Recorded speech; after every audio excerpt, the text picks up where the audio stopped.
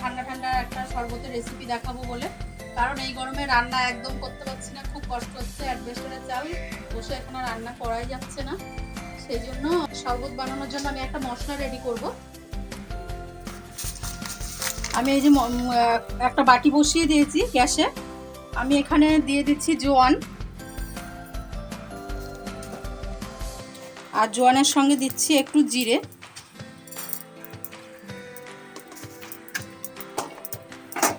এই দুটো একটু হালকা করে ভেজে নেব, খুব বেশি ভাজলে হবে না।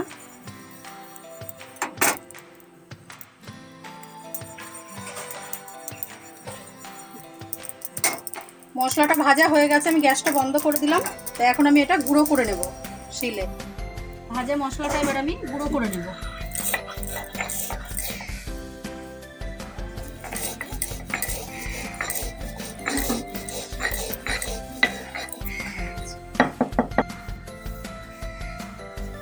আমার গ্যাসের কাজ হয়ে গেছে, মশলাটা ভেজে একদম গুঁড়ো করে নিয়েছি দেখলে। তা এখন আমি আবার একটু পাশের বাড়ি থেকে বরফ নিয়ে আসলাম, এই যে, আর এই ফ্রিজের জল, এই দুটোই নিয়ে আসলাম। তো এখন আমি শরবতটা বানিয়ে নেব। আমরা তো এমনি হচ্ছে অনেকে গরমের জন্য বাড়িতে শুধু বরফ, হয়তো অনেকে ভালোবাসে শুধু মুখে দিই, কিংবা ঠান্ডা ফ্রিজের জলটাই বেশি খাই। তো এরকমভাবে যদি খায় তাহলে কি ভালোও লাগে, আর পুরো ডাইরেক্ট বরফটা মুখে যাচ্ছে না, সঙ্গে নুনও যাচ্ছে। শরীরের জন্য খুবই দরকার নুনটাও এখন। আমি এবারে বরফ দিয়ে দিচ্ছি।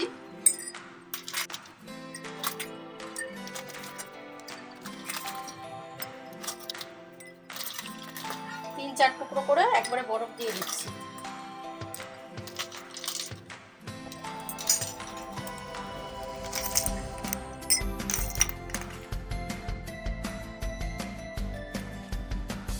আমি এই যে বিট নুন নিয়ে নিয়েছি বাটির মধ্যে ঢেলে, তো এখন আমি অল্প অল্প করে বিট নুন দিয়ে দিচ্ছি।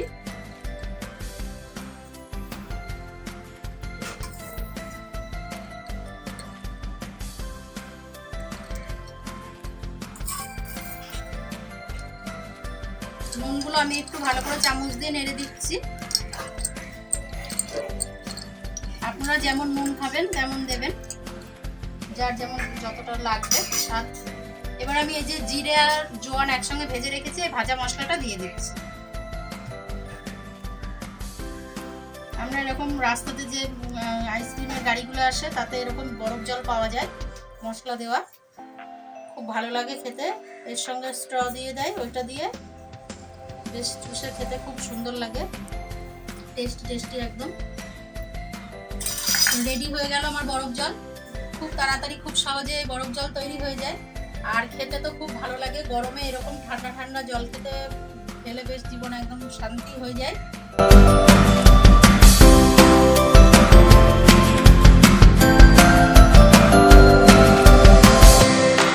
আমি একটু এই জলটা একটু খেয়ে দেখাচ্ছি, বরফ জল হেভি টেস্টি টেস্টি হয়েছে। আপনারা যদি স্বাদ না পান তাহলে একটু চিনি দিয়ে নেবেন, কারণ ফ্রিজের বরফ স্বাদ লাগে না, তাই একটু চিনি দিয়ে নিলে পরে আরো টেস্টিটা ভালো হয়। বন্ধুরা, আমার এই বরফ জলের রেসিপিটা যদি ভালো লেগে থাকে তাহলে অবশ্যই আমার চ্যানেলটাকে সাবস্ক্রাইব করবে, লাইক করবে, শেয়ার করবে।